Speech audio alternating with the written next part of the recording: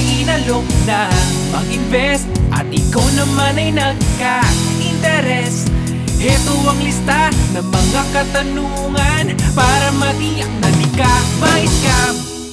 Magkano ba ang aking kikitahin?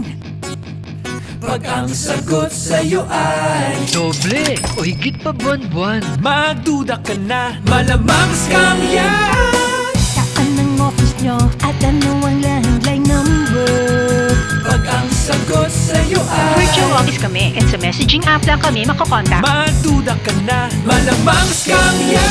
May license ka pa to get investors from SEC? Pag ang sagot sa'yo ay Hindi naman kailangan yun.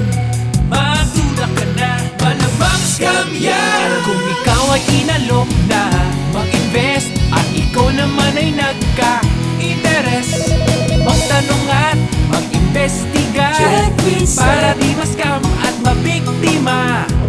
Bakit kailangan ko pang mag-recruit ng ibang Pag investors? ang sagot sa'yo ay Para mas kumita ang investment mo. magduda ka na, malamang scam yan.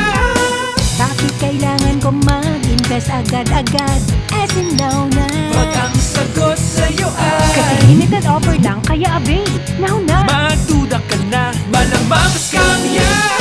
Bakit sa personal bank account mo at hindi sa company account i-deposit ang investment ko? Pag ang sagot sa'yo ay Para mas mabilis ko i-process ang investment mo. magduda ka na, malamang scam yan. Scam yan. Kung ikaw ay inalok na mag-invest at ikaw naman ay nagka-interest, magtanong at mag-investiga para di ma-scam at mabiktima. Para makasiguro, download SecCheck app o sumangguni sa SEC o mag-report sa mga autoridad.